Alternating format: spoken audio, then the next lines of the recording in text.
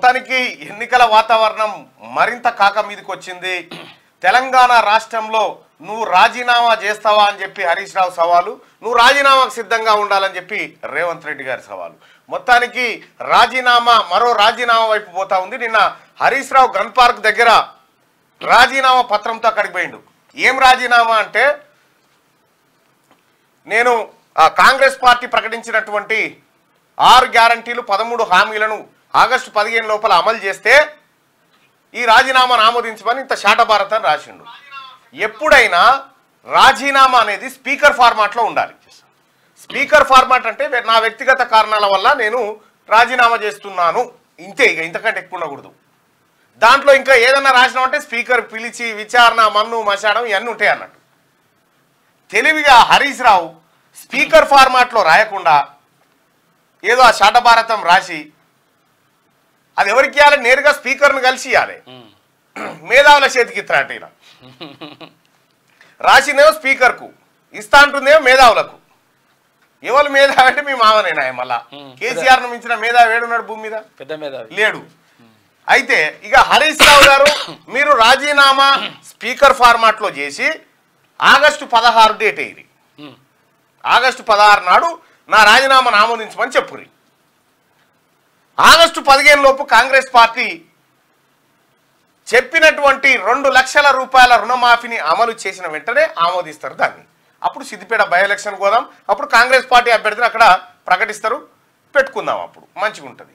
ఈ డొంక తిరుగుడు లాగా ఈ రాజీనామా పత్రంలో 1.25 లక్ష ముచ్చట్లు రాసి ఆకుకు అందది పోకకు పొందదు అన్నట్టుగా ఏదేదో రాసుకొచ్చినావు పోయి స్పీకర్ నన్న కలిసినావు, అది కలవలే.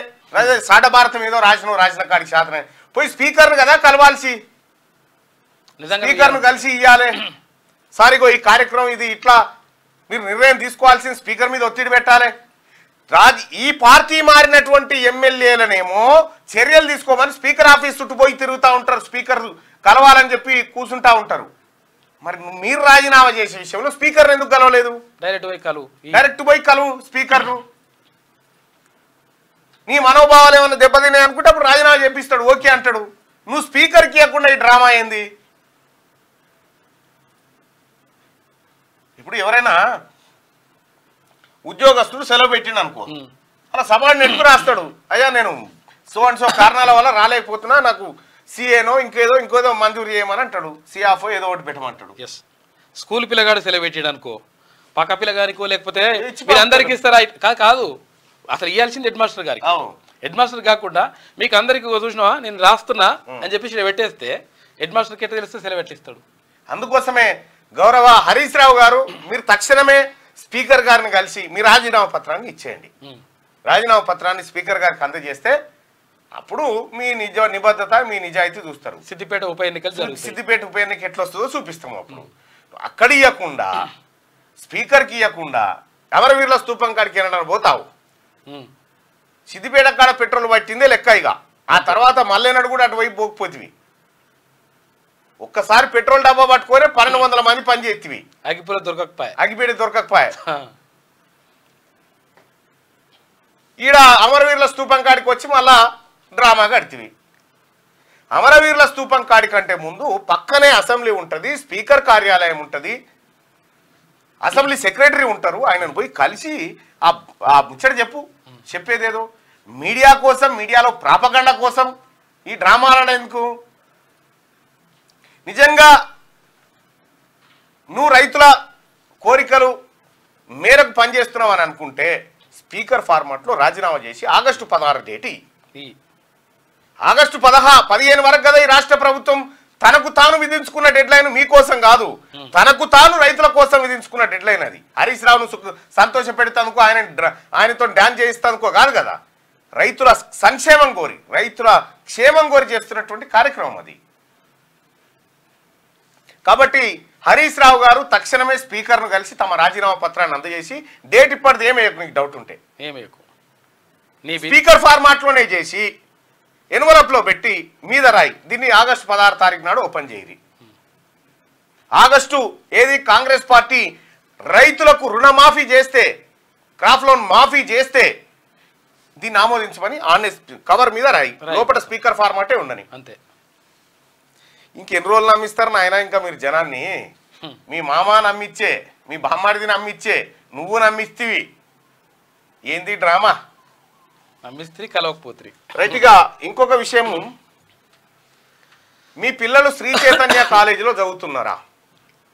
మీ పిల్లలు శ్రీ చైతన్య కాలేజీలో చదువుతా ఉంటే మీకు ఒక బిగ్ అలర్ట్. శ్రీ చైతన్య కాలేజీలో ఒలింపియాడ్ ఎగ్జామ్స్ అని పెడతా ఉన్నారు. స్కూళ్ళు కాలేజీలలో స్కూల్స్ 3వ తరగతి నుంచి 10వ తరగతి 7వ తరగతి ఇట్లా పెడతానే ఉంటారు ఇక వాళ్ళకి దోచిన రోజులు. ఒలింపియాడ్ ఎగ్జామ్ అని పెడతారు. ఒలింపియాడ్ ఎగ్జామ్లో ఒలింపియాడ్ ఎగ్జామ్లో ప్రతి విద్యార్థి దగ్గర నుంచి దాంట్లో 2-3 రకాలు ఉంటాయి. ఒకటి INTS అని చెప్పి ఒక ఎగ్జామ్, తర్వాత క్యాట్ అని చెప్పి ఇంకో ఎగ్జామ్. ఈ 2 పెట్టి ఇందులో ఈ పరీక్ష రాస్తే మీ పిల్లలకు స్కాలర్షిప్లు వస్తాయి, మీ పిల్లలకు మంచి మంచి బహుమతులు వస్తాయి, ల్యాప్టాప్లు వస్తాయి అని చెప్పి చెప్తారు అన్నట్టు. మొత్తం దక్షిణ భారతదేశం, ఇండియా మొత్తం శ్రీ చైతన్య కాలేజీలు ఉన్నాయి. దాదాపు 5 లక్షల మంది అందులో చదువుతా ఉన్నారు. ఇక్కడ ఎంత పెద్ద స్కామ్ అంటే ఇక మన శ్రీ చైతన్య దుకాణం, మన శ్రీ చైతన్య కథ నెంబర్ వన్ కథ చూపిద్దాం ఇప్పుడు కొద్దిసేపట్లో. ఇందులో దాదాపుగా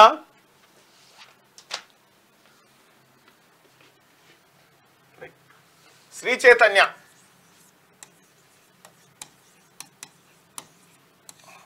ఇందులో ఒలింపియాడ్ అని పెడతారు. ఇక ఈ ఒలింపియాడ్ అంటే ఇగో ఈ ఒలింపియాడు ఈ ఎగ్జామ్ రాస్తే మంచి మార్కులు వస్తే మీ పిల్లలకు స్కాలర్షిప్లు వస్తాయి, మీ పిల్లలకు ల్యాప్టాప్లు వస్తాయి, మీ పిల్లలకు చదువుకు సహకరించేటువంటి జరుగుతాయి అని చెప్పి చెప్తారు. ఒక్కొక్క పిల్లగాని దగ్గర INTSO 150 రూపాయలు వసూలు చేస్తారు. ఇంటూ 5 సార్లు ఎగ్జామ్ పెడతారు. 5 ఎగ్జామ్స్ 150 రూపాయలు ఇంటూ 5 అంటే 5 సార్లు పెడతారు. 750 రూపాయలు వీళ్ళ దగ్గర ఇక్కడ వసూలు చేస్తారు ఒక పిల్లగాని నుంచి స్కూళ్ళల్లో. ఈ 750 ఇంటూ 5 లక్షలు చూసుకో, ఇక 37 కోట్లు ఇవి వసూలు చేస్తారు వాళ్ళ దగ్గర, 37 కోట్లు. ఇక ఇంకొకటి క్యాట్ ఎడ్యుకేషన్ అని ఇంకో ఎగ్జామ్ పెడతారు. ఇది ఒక్కొక్క విద్యార్థి దగ్గర 200 రూపాయలు వసూలు చేస్తారు. ఇది ఎన్ని టైమ్స్ పెడతారంటే 3 టైమ్స్ పెడతారు. 3 ఎగ్జామ్స్ 600 రూపాయలు అంటే 600 రూపాయలు. 600 రూపాయలు అంటే దాదాపు ఇది ఒక 3 లక్షల మంది రాస్తారు అనుకో.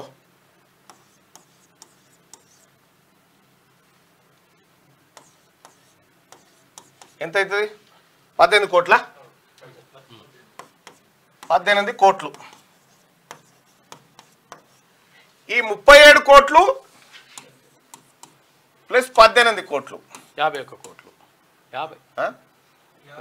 55 కోట్లు 55 కోట్ల రూపాయలు ఇగో జస్ట్ కి ఒలింపియాడు స్కాలర్షిప్ అనేటువంటి దాని మీద శ్రీ చైతన్య వాడు కొట్టేస్తున్న డబ్బు. మరి గతంలో ఎట్లుందంటే గతంలో క్యాట్ అకాడమీ అని ఉండే, క్యాట్ అకాడమీ అనేది ఉండే. ఈ క్యాట్ అకాడమీ వాడు ఒరిజినల్ గా ఈ ఒలింపియాడ్ నిర్వహించేటువంటి ఇగో ఇది ఈ సంస్థ, ఈ క్యాట్ అకాడమీ అనేది ఇది ఒరిజినల్. అయితే వీడి పరీక్షల్ని శ్రీ చైతన్య గతంలో నిర్వహించడం ద్వారా ఏమయ్యేదంటే వీడు క్యాట్ అకాడమీ ద్వారా పిల్లలకు స్కాలర్షిప్లు, మెరుగైన స్టూడెంట్స్ అన్ని ల్యాప్టాప్లు అటువంటి ఇచ్చి కొంత వాళ్ళ పిల్లలకు న్యాయం చేసేటువంటి కార్యక్రమం, మెరిట్ స్టూడెంట్లను బయటికి తీసేది, వాళ్ళ మేధో సంపత్తిని బయటికి తీసేది. అయితే ఈ ఇన్ని కోట్లు ఇక్కడ ఎందుకు పోవాలని చెప్పి క్యాట్ అకాడమీ అనేటువంటి దీని ప్లేస్ లో క్యాట్ ఎడ్యుకేషన్ అని కొత్త దుకాణం తెరిచిండు. ఇది ఫేక్ వెబ్సైట్. ఈ శ్రీ చైతన్య వాడి చుట్టం, శ్రీ చైతన్య ఎవరైతుందో వారి చుట్టమోడు ఒక నిర్వహిస్తున్నటువంటి ఇగో ఇది క్యాట్ ఎగ్జామ్. ఇది మోసం ఇది. అయితే మీరు చూడండి క్యాట్ ఎగ్జామ్ కి సంబంధించి ఇక ఇవి పెడతా అవి పెడతానంటాడు. ఇగో ఈ ఫోన్ నెంబర్ చూడండి, ఈ ఫోన్ నెంబర్ ఎవరికి ఫోన్ కలిసేది లేదు, ఎవడు ఫోన్ ఎత్తాడు. ఇక ఇంకా గమ్మత్ ఏంటంటే ఈ వెబ్సైట్కు సంబంధించి ఏమీ ఉండదు, కేవలం ఆ 55 కోట్లు ఈ వెబ్సైట్ చూపించి ఎత్తుకొని పోతారు. అందులో ఇప్పుడు క్యాట్ అకాడమీకి పోవలసినటువంటి ఒరిజినల్ డబ్బులు ఇటు క్యాట్ ఎడ్యుకేషన్ పేరు మీద ఒక దొంగ వెబ్సైట్ సృష్టించి శ్రీ చైతన్య వాడు ఈ 55 కోట్లు ఎత్తుకొని పోతా ఉన్నాడు. జస్ట్ మనకు అనిపించేది ఏంటంటే 150 రూపాయలు 200 రూపాయలు అనిపిస్తుంది కానీ ఆడు 55 కోట్ల రూపాయలు ఎత్తుకపోతుండు. వాడు మన దగ్గర 2 లక్షల రూపాయలు, 1,00,000 రూపాయలు, 3 లక్షలు వసూలు చేస్తున్నట్టే ఎన్ని వేల కోట్ల. అయితే విషయం ఏంటంటే ఈ పరీక్ష నిర్వహించిన తర్వాత మెరిట్ వచ్చినటువంటి పిల్లలు ఉంటారు కదా, ఈ నిర్వహిస్తే 5 లక్షల మందికి నిర్వహిస్తే అందులో 1,00,000 మందిని తీస్తాడు. మళ్ళా 1,00,000 మందిని తీసి మళ్ళీ వీళ్ళకి పరీక్ష నిర్వహిస్తాడు. మళ్ళీ పరీక్ష నిర్వహించి అందులో 1000 మందిని తీస్తాడు అనుకో. ఇక అటు ఇటు 1000 మందిని తీసి 1000 మందికి పెన్నులు, పెన్సిళ్ళు, రబ్బర్లు తుడిచేటి. ఇగో ఇది కథ ఉంది 55 కోట్ల రూపాయలు పెట్టి. ఇది వాస్తవానికి శ్రీ చైతన్య బ్రాంచ్లలో ఉన్నటువంటి ప్రిన్సిపాల్లకు కూడా తెలియదు. ఇది పైన ఉండేటువంటి ఒకరిద్దరికి మాత్రమే తెలుసు ఈ దందా. ఈ ఒలింపియాడ్ వాడికి ఫోన్ చేస్తే ఇక ఫోన్ కలిసేది లేదు, వాడు ఎత్తేది లేదు. మొత్తం ఇదే డ్రామా. ఎవడైనా శ్రీ చైతన్య కాలేజీలో ఒలింపియాడ్ ఎగ్జామ్ ఉంది, మమ్మీ 1200 కట్టాలి, మమ్మీ 600 తెమ్మంటారు అని ఎవడన్నా అంటే చెప్పు తీసుకొని కొట్టుర్రి. ఇది దందా. ఇక నిన్న మొన్న పేపర్ల నిండా యాడ్ చూస్తారుగా శ్రీ చైతన్య నెంబర్ వన్ మొత్తం అదే నారాయణ శ్రీ చైతన్య బ్రాంచ్లు మాదాపూర్ హెడ్ ఆఫీస్ తప్ప ఏడరావు ఇలాగా కథలంతా. వీటిని చూసి మనం మోసపోతాం. ఒక సాధారణ విద్యార్థిని అత్యున్నత స్థాయి ర్యాంకు తీసుకొస్తే వాడు గొప్ప మనిషి. హై స్కూల్లో పేపర్ లో చూసిన ఒక బుజ్జట 3 రోజులు ఉపాధి హామీ కూలి పనికి పోతుంది, 3 రోజులు బడికి పోతుందట. 500 చిల్లర మార్కులు వచ్చినాయి ఆ బుజ్జికి. ఆమె గ్రేట్. అది గొప్ప విషయం. శ్రీ చైతన్య పిల్లలు పోటీ పడతారు ఆమె తోటి. మేకలు కాసుకునే బిడ్డ టాపర్ అట జన్నారం కాడ. ఇక ఇంకోటి ఏంటంటే శ్రీ చైతన్య సంగతి చూస్తే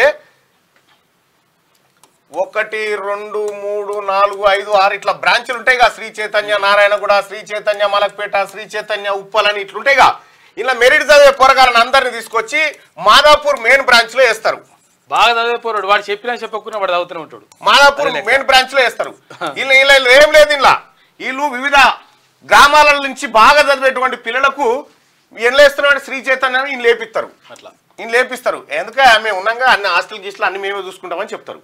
ఈ ప్రోడక్ట్ ని ఇక్కడ తీసుకొచ్చి నీటికి తీసుకొచ్చి ఈ 60 మంది పోరగాళ్ళు ఎవరైతే ఉంటారో ఈ 60 మందికి అత్యుత్తమమైనటువంటి ఏసీ హాల్లో విద్య చెప్తారు.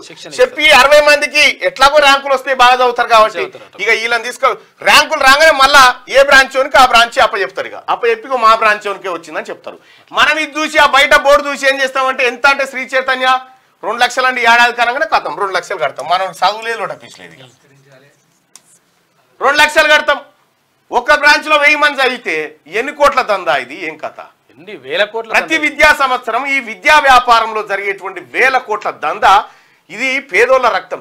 ఎట్లయినా తల్లిదండ్రులకు ఆశ ఉంటుంది, మంచితనం చదివిపియాలి, పిల్లగానికి మంచి ఎడ్యుకేషన్ ఇవ్వాలి. ఇక కొంతమందికి ఏమో మా పొలగాని మీద ఇంత ఖర్చు పెడుతున్నాయని గర్వంగా చెప్పుకునేటోళ్ళు ఉంటారు. ఇగో ఇది వాళ్ళకు ఆసరా. ఇంకా రకరకాల దోపిడులు ఉన్నాయి శ్రీ చైతన్య నారాయణ, అవి కూడా మాట్లాడుకుందాం. ఇది శ్రీ చైతన్య కూడా కన్సెషన్ ఇలాంటి ఇయ్యాడు వాడు దొరకడు. వాడు తన క్వాలిటీ అట్లే ఉంటది అనుకుంటే ఏముండదు క్వాలిటీ. ఫస్ట్ ఈ ఒలింపియాడ్ పరీక్షలు వాళ్ళ చదువు చెప్పే సార్లకు చెప్పురి పెట్టురి, వాళ్ళు పాస్ అయితే అడుగురి. రైట్ టు ఎడ్యుకేషన్ యాక్ట్ ప్రకారం 25% మంది పిల్లలకి మొత్తం ఫ్రీ ఎడ్యుకేషన్ నియమ నిబంధన ఉన్నది. రైట్. ఇక ఈ రకంగా వేల కోట్ల దోపిడీ జరుగుతా ఉంది. ఇక పత్రికలకు యాడ్ ఇవ్వమంటే ఎందుకు ఇయ్యడు? విపరీతమైన యాడ్స్ ఇస్తాడు వాడు. టీవీలలో 1, 1, 2 ఇస్తా ఉంటాడు. వేల కోట్లు సంపాదించుండు కదా. ఇగో ఇది జరుగుతున్న తతంగం. ఇది ఫేకు. ఒలింపియాడ్ అనే పేరుతో ఈ క్యాట్ అని చెప్పి వాంది కాపీ కొట్టి, క్యాట్ ఎడ్యుకేషన్ ఉంది కాపీ కొట్టి ఒరిజినల్ పక్కకు పెట్టి క్యాట్ ఎడ్యుకేషన్ అని పెట్టిండి. క్యాటు అకాడమీ అని కాపీ కొట్టి పెట్టి ఈ 55 కోట్లు జవలేసు. ఈ 55 కోట్లలో 1 కోటి రూపాయలు పెన్నులు పెన్సిల్ తెస్తాడు అనుకుందాం. ఇక మాక్సిమం లెక్క 54 కోట్లు అల్కగా ఏడాదికి. ఎవడు సంపాదిస్తాడు? మళ్ళా మందికి ఎవరికో వాళ్ళ ఇంటి వాళ్ళకే. ఎందుకంటే అప్పుడే లీక్ అయిపోతుంది లెక్క. శ్రీ చైతన్య నారాయణ లేకుండా చేస్తే సగం చెనిపోతుంది.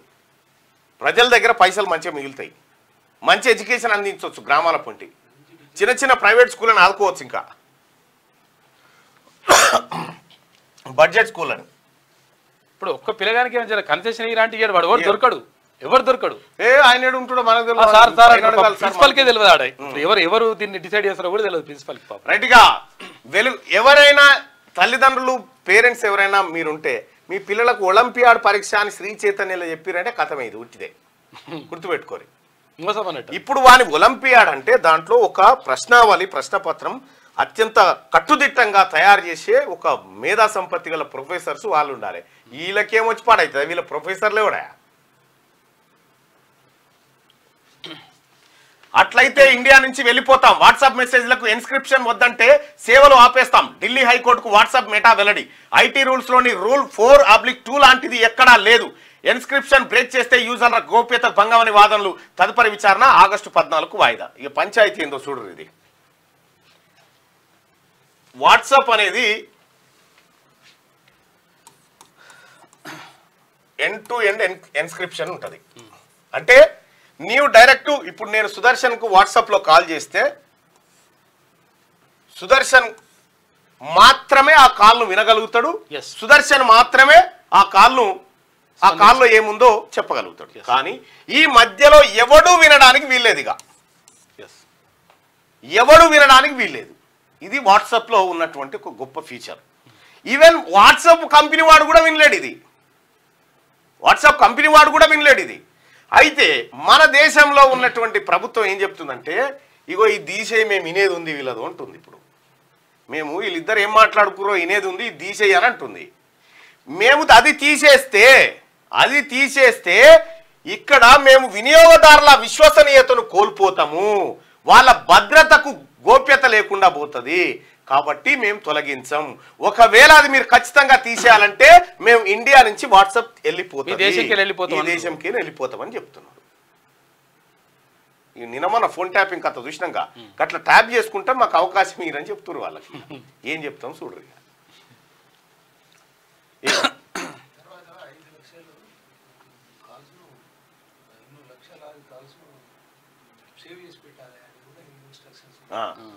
అట్లయితే ఇండియా నుంచి వెళ్ళిపోతాం, వాట్సాప్ మెసేజ్లకు ఎన్క్రిప్షన్ వద్దంటే సేవలు ఆపేస్తాం. ఢిల్లీ హైకోర్టుకు వాట్సాప్ మెటా వెల్లడి. ఐటీ రూల్స్ లోని రూల్ 4/2 లాంటిది ఎక్కడ లేదు. ఎన్క్రిప్షన్ బ్రేక్ చేస్తే యూజర్ల గోప్యత భంగమని వాదనలు. తదుపరి విచారణ ఆగస్టు 14కు వాయిదా వేసిరట. ఇక వాట్సాప్ మీద పడరన్నట్టు. ఇప్పుడు వాట్సాప్ లో మాట్లాడుకుంటే దొరుకుతలేరు. ఇప్పుడు వాట్సాప్ కావాలన్నట. ఇప్పుడు కేంద్ర ప్రభుత్వాలు వాట్సాప్ లో ఏం మాట్లాడుకుంటారో జనం అది మాకు తెలవాలి అంటారు. ఇది వ్యక్తిగత మీకు తెలుసో తెలియదు, డొనాల్డ్ ట్రంప్ అమెరికా ప్రెసిడెంట్ ఉంటే ఆ దేశంలో ఉన్నటువంటి కంపెనీ ఆయన యూజర్ అకౌంట్ను బ్లాక్ చేసి పెట్టింది. ఆ పెద్ద పెద్ద కంపెనీలు రాష్ట్ర ప్రభుత్వాలకు దేశ ప్రభుత్వాలకు భయపడే కంపెనీలు కావు. ఏముంటుందా ఇప్పుడు ఈ ఎన్క్రిప్షన్ ఎత్తేస్తే ఉంటాయా దీని షేర్లు, మెటా షేర్లు కుప్పగూలి పడిపోతుంది, మొత్తం కంపెనీ ఖతం అయిపోతుంది. ఎవడుంటాడు ఇంకా నమ్మకం పోతుంది. ఇక మరి వాళ్ళు వినాలనుకుంటారట. గది వీవీప్యాట్ స్లిప్పులన్నీ లెక్కించడం కుదరదు. ఓట్ల లెక్కింపు సందర్భంగా వీవీప్యాట్ స్లిప్పులన్నీ కౌంట్ చేయడం సాధ్యం కాదని సుప్రీంకోర్టు స్పష్టం చేసింది. ఈవీఎంలలో నమోదైన ఓట్లతో వీవీప్యాట్లలోని స్లిప్లను 100కు 100% సరిపోల్చి చూడాలన్న అభ్యర్థనను తోసిపుచ్చింది. ఈ వీవీప్యాట్ల పంచాయతీ. ఈ వీవీప్యాట్లు మనం ఎలక్ట్రానిక్ ఓటింగ్ మిషన్స్ ద్వారా ఓటేస్తున్నాం. ఓటేస్తే మనం ఓటేయగానే ఆ డబ్బల ఏ గుర్తు మీద వేసినా ఆ గుర్తు పోయి తట్టుకుని అల్లబడుతుంది, స్లిప్ పోయి పడుతుంది. అయితే ప్రతి ఈవీఎంకు పెడతా ఉన్నారు. ప్రతి ఈవీఎంకు ప్రతి బూత్లో ఈ డబ్బా పెడతారు. ఆ డబ్బా ద్వారా ఓటు స్లిప్ టక్కున అందులో పడిపోతుంది. అది మనకు కనిపిస్తుంది దేనికి ఓటు వేసినాం అనేది కూడా. అయితే ఈవీఎంల మీద అనుమానం ఉంది కాబట్టి ఇప్పుడు ఈవీఎం ఒకటి, తర్వాత వీవీప్యాట్, ఈ రెండు ఉంటాయి. మనం ఇక్కడ ఎర్ర బటన్ నొక్కుతాము, ఇక్కడ ఒక బటన్ నొక్కగానే లైట్ వస్తుంది. ఇగో ఇందులో ఉన్నటువంటి అదే చూపిద్దాం డైరెక్ట్.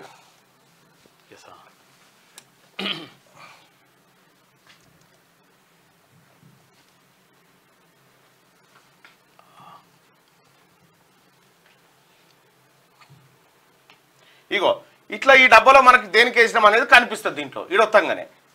ఈడ వస్తాగానే దీంట్లో కనిపిస్తుంది, డబ్బల పడుతుంది కదా. అయితే విషయం ఏంటంటే వేసిన ప్రతి ఓటర్కి డబ్బల పడుతుంది కదా. ఈవీఎంల ఓట్లే కాదు, ఈ వీవీప్యాట్లో పడ్డటువంటి స్లిప్పులు కూడా లెక్క పెట్టాలనేది పంచాయతీ. ఈవీఎంల మీద మాకు అనుమానం ఉంది కాబట్టి ఈ వీవీప్యాట్ స్లిప్లను కూడా ఇక్కడ ఈ ఈవీఎంలో ఒక బూత్లో 1000 మంది ఓట్లు వేసారు అనుకుందాం. ఇందులో 1000 స్లిప్పులు ఉంటాయి, 1000 స్లిప్లు ఉంటాయి. వీటిని లెక్క పెట్టాలని చెప్తా ఉన్నారు. ఇప్పటిదాకా మనం కట్టుకొచ్చి ఎవరెవరికి ఎన్ని పడ్డాయని చూపిస్తున్నాం కదా. దీంతో పాటు ఈ 1000 లెక్క పెట్టాలి. ఈ 1000 ఓట్లు, ఈ 1000 ఓట్లలో ఒక ఏ అనేట ఆయనకు ఒక 500 ఓట్లు పడ్డాయి అనుకుందాం, బికి 300 ఓట్లు పడ్డాయి అనుకుందాం, సికి 200 ఓట్లు పడ్డాయి అనుకుందాం. ఇవన్నీ కలిపి 1000 అవుతాయి. సేమ్ ఇక్కడ చూపించేటువంటి రిజల్ట్స్ లో కూడా ఏకి 500 ఉండాలి, బికి 300 ఉండాలి, సికి 200 ఉండాలి. వీటితో ఇవి మ్యాచ్ అయినప్పుడు కరెక్ట్ అన్నట్టు లెక్క. ఇవి మ్యాచ్ కావాలి. ఈ మ్యాచ్ అయ్యేటువంటి విధంగా వీటితో పాటు వీటిని కూడా లెక్కించాలి. అయితే దీనికి ఎలక్షన్ కమిషన్ ఏమి అబ్జెక్షన్ చెప్తారంటే సమయం వృధా. మీరు ఒకసారి చూస్తే 1962 కానీ లేదు అదే 1922 కానీ ఈ ఎన్నికల్లో మొత్తం దేశవ్యాప్తంగా ఎన్నికలు కేవలం వారం 10 రోజులలో నిర్వహించి క్లోజ్ చేసేసారు దేశవ్యాప్తంగా.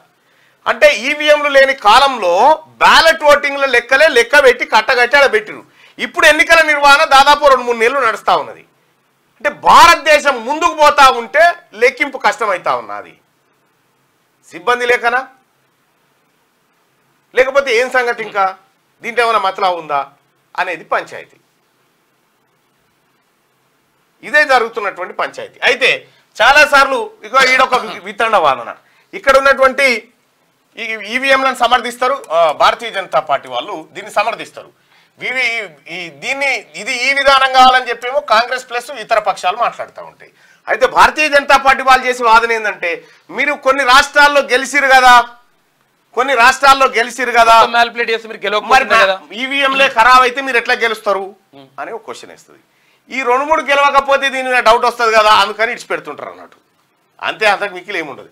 ఈ వీవీప్యాట్లను లెక్కించడంలో వచ్చిన నష్టమేంది,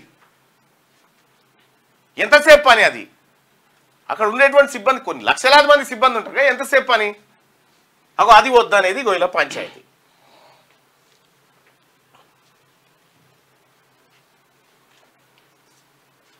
అది ఈవీఎంలు. ఇక రుణమాఫీ చేయకపోతే మాకు అధికారం ఇందుకు మహా అయితే 30,000 కోట్ల నుంచి 40,000 కోట్లు అవుతాయి. సీఎం రేవంత్ రెడ్డి కేసీఆర్ దోపిడీ కంటే క్రాప్ లోన్ మాఫీ ఖర్చు ఎక్కువేం కాదు. రైతులు మా కుటుంబ సభ్యులు, మా పరివారం. 15 ఆగస్టు లోపు 2 లక్షల రుణమాఫీ గ్యారంటీ. హరీష్ స్పీకర్ ఫార్మాట్ లో రాజీనామా చేసి లేఖను జేబులో పెట్టుకో. రిజర్వేషన్ల రద్దుకు మోడీ కుట్ర. బీజేపీ అంటే బ్రిటిష్ జనతా పార్టీ. అప్రమత్తంగా ఉండాలి. బీజేపీ తప్పుడు ప్రచారాలను తిప్పికొట్టాలి. సోషల్ మీడియా కార్యకర్తలతో సీఎం సమావేశం. రైతులకు రుణమాఫీ చేయకపోతే తమకు ఈ అధికారం ఎందుకని, తామున్నదే రైతుల కోసమని సీఎం రేవంత్ రెడ్డి స్పష్టం చేశారు. రైతులు ఎవరో కాదని, వాళ్ళంతా తమ కుటుంబ సభ్యులేనని చెప్పారు. ఎట్టి పరిస్థితుల్లోనూ రైతులకు ఇచ్చిన మాట తప్పేది లేదని 15 ఆగస్టులోగా ఈ 2 లక్షల రుణమాఫీ చేసి తీరుతామని తెలిపారు. ఇంకా శుక్రవారం జూబ్లీహిల్స్ లోని తన కార్యాలయంలో కాంగ్రెస్ సోషల్ మీడియా వారియర్స్ తో రేవంత్ రెడ్డి సమావేశమయ్యారు. ఈ సందర్భంగా ఆయన మాట్లాడుతూ రైతులు ఎవరో కాదు, వాళ్ళు మా పరివారం. రుణమాఫీకి ఎంత అవుతుంది? మహా అయితే 30 నుంచి 40,000 కోట్లు అవుతుంది. కానీ ఏమైతుంది? అది కాళేశ్వరంలో కేసీఆర్ దోచుకున్న 1,00,000 కోట్ల కన్నా ఎక్కువనా? హైదరాబాద్ చుట్టుపక్కల మీరు ఆక్రమించుకున్న 1000 ఎకరాల కన్నా ఎక్కువనా అని ప్రశ్నించారు. కేసీఆర్ లా దోపిడీ చేయకుండా కడుపు కట్టుకుంటే 40,000 కోట్లు బ్యాంకులకు చెల్లించవచ్చని అన్నారు. హరీష్ రావు సవాల్ను తాను మరోసారి స్వీకరిస్తున్నానని, ఆయనను రాజీనామా లేక జేబులో పెట్టుకొని రెడీగా ఉండాలని సవాల్ విసిరారు. అయితే హరీష్ రావు రాజీనామా చేసిన ఫార్మాట్ సరిగా లేదని, అదో నాటకంలో ఉందన్నారు. స్పీకర్ ఫార్మాట్ లో ఆయన రాజీనామా లేఖ రాయడానికి బదులు తన మామ చెప్పినట్టు సీసపద్యం రాసుకొచ్చారని ఎద్దేవా చేశారు. అది చెల్లదని చెప్పారు. వాస్తవానికి హరీష్ రావు రాసినటువంటి రాజీనామా లేఖ అది చెల్లేది కాదు, మనలేదు, ఉత్తిగానే డ్రామా కట్టి రాసినట్టు. ఇప్పుడు ఒక మాట, కాంగ్రెస్ పార్టీ అధికారంలోకి వచ్చి డిసెంబర్ 7, 2023 కాంగ్రెస్ పార్టీ అధికారంలోకి వచ్చినటువంటి రోజు. ఇవాళ ఏప్రిల్ 27 ఏప్రిల్ 27, 2024 ఇది. అంటే దాదాపుగా 4 నెలల కాలం అయింది. 4 నెలల కాలం గడిచింది. ఈ 4 నెలల కాలంలో రాష్ట్ర ప్రభుత్వం, తెలంగాణ రాష్ట్ర ప్రభుత్వం రేవంత్ రెడ్డి గారు 29,000 కోట్లు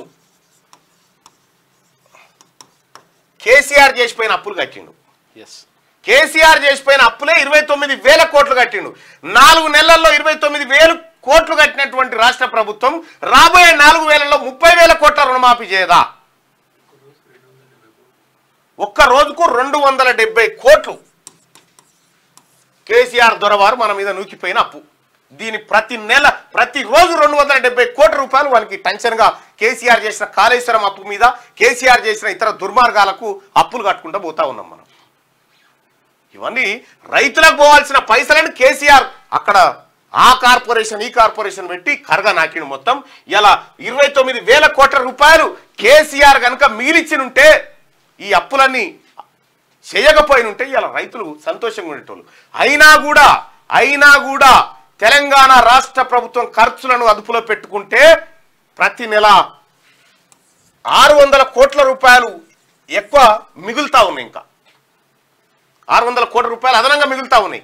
కాబట్టి ఖర్చులు ఇంకా తగ్గించుకొని ఆదాయ వనరులు పెంచుకుని రాబోయేటువంటి 15 ఆగస్టు వరకు రైతు సోదరులు చేసినటువంటి రుణమాఫీ ఏదైతే ఉందో 2 లక్షల రూపాయల వరకు పూర్తిగా మాఫీ చేయడానికి రాష్ట్ర ప్రభుత్వం సంకల్పించింది. మీరు చేయలేరు, చేయకపోతే రాజీనామా చేస్తామని హరీష్ రావు అంటాడు. నేను చేస్తాను కాగితం పట్టుకొని ఉరికిండు. చేస్తాన మొనగాడు సరిగా రాసుకపోవాలిగా కాగితంలా, అది రాసుకపోలే స్పీకర్ ఫార్మాట్లో. ఈ రోజు మన మీద కుట్రలు జరుగుతున్నాయి. మీరు కష్టపడి తెచ్చిన ప్రభుత్వాన్ని కూల్చాలని చూస్తున్నారు. బీఆర్ఎస్ ఎట్లా తయారైందంటే నేను పోతే చాలనుకుంటున్నారు. ఎందుకంటే నేనున్నంతసేపు వాళ్ళ ఆటలు సాగవు, కథలు చెల్లవు. తండ్రి కొడుకులకు మనల్ని చూస్తేనే పాములు జర్రులు బాకినట్లు అవుతున్నది, వాళ్ళ ప్యాంట్లు కూడా పచ్చిగా అవుతున్నట్టున్నాయి అని చెప్పి సీఎం రేవంత్ రెడ్డి నిన్న సోషల్ మీడియా వారియర్స్తో, కాంగ్రెస్ పార్టీ సోషల్ మీడియా వారియర్స్తో మాట్లాడుతూ త్వరలోనే సోషల్ మీడియా ఆగస్టు 16 తారీఖు సోషల్ మీడియా వారియర్స్తో ఆయన ప్రత్యేకంగా లంచ్ ప్రోగ్రాం ఏర్పాటు చేసుకుంటా ఉన్నాడు. ఈ లోపు చాలా కష్టపడాలని చెప్పి కాంగ్రెస్ పార్టీ కార్యకర్తలకు సోషల్ మీడియాలో విమర్శలను తిప్పికొట్టాలని చెప్పి నిన్న ఆయన సూచన చేసింది. కోల్కతాపై పంజాబ్ విక్టరీ, రికార్డు విక్టరీ. ఐపీఎల్లో పంజాబ్ కింగ్స్ జూలు విదిల్చింది. 8 వికెట్ల తేడాతో కోల్కతాపై గ్రాండ్ విక్టరీ సాధించింది. కోల్కతా 20 ఓవర్లలో 6 వికెట్లు కోల్పోయి 161 స్కోర్ చేయగా పంజాబ్ 18.4 ఓవర్లలోనే టార్గెట్ ను పూర్తి చేసింది. 250 పైన కొడితే లెక్క ఐపీఎల్లో. ఇక చూడరు కేసీఆర్ కథ. క్రాఫ్ లోన్ల పాత బకాయిలు సర్కార్ మెడకే. క్రాఫ్ లోన్లు పాత బకాయిలు కూడా ఇప్పుడు సర్కార్ మెడకే వెచ్చిపోయింది దొర. పాత బకాయిలు అంటే కేసీఆర్ ఉన్నప్పటి ₹1,00,000 పంట రుణాలను పూర్తి స్థాయిలో మాఫీ చేయని గత బీఆర్ఎస్ ప్రభుత్వం. ఇంకా 14 లక్షల మందికి పైగా రైతులకు 9,000 కోట్ల రూపాయలు పెండింగ్ పెట్టిపోయిండు కేసీఆర్. రుణమాఫీ చేస్తానడు, ఇట్టానే అవతల పడ్డాడు. 9,000 కోట్ల రూపాయలు ఇప్పుడు రేవంత్ రెడ్డి గారి మీద నూకిపోయిండు. నువ్వు గట్టు ఉన్నప్పులు అట్లనే ఉన్నాయి. ఎందుకనంటే ఇప్పుడు ₹1,00,000 రుణాలు తీసుకున్నాం అనుకో, మనం తీసుకుంటే అది ఏంది 5 ఏళ్ల దాకా ఏమైపోయింది, వడ్డీకి భూచక్ర వడ్డీ కేసీఆర్ పెరిగినాయి. ఎందుకంటే అసలు యాక్చువల్గా ఏంటంటే ఎప్పటికప్పుడు వాయిదాలు కరెక్ట్ గా కట్టుకుంటూ పోతే ఏంటంటే తక్కువ వడ్డీ ఉంటుంది బ్యాంకులలో. కట్టకపోతే డబుల్ చేస్తారు వాళ్ళు బ్యాంకు వాళ్ళు. దాంతో ఏమైనా ₹1,00,000 ఉన్న అప్పు 2,50,000 అయింది.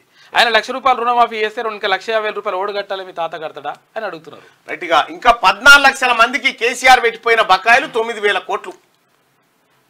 రెండోసారి అధికారంలోకి రాగానే 1,00,000 దాకా ఉన్న పంట రుణాలను మాఫీ చేస్తామని చెప్పిన గత బీఆర్ఎస్ సర్కారు 5 ఏళ్ల పాటు అధికారంలో ఉండి కూడా పూర్తి స్థాయిలో మాఫీ చేయలేదు. గత ప్రభుత్వ తీరు వల్ల లక్షల మంది రైతులు డిఫాల్టర్లుగా మిగిలిపోయారు. మొన్నటి అసెంబ్లీ ఎన్నికల ముందు హడావిడిగా కొన్ని లోన్లు మాఫీ చేసినప్పటికీ ఇంకా 14 లక్షల మందికి పైగా రైతులకు చెందిన 9,000 కోట్లు పెండింగ్ ఉన్నాయి. తాజాగా ఈ బాకీలను కూడా కొత్తగా వచ్చిన కాంగ్రెస్ ప్రభుత్వం చెల్లించాల్సిన పరిస్థితి ఏర్పడ్డది. ఈడ నూకి అవతల పడ్డాడు.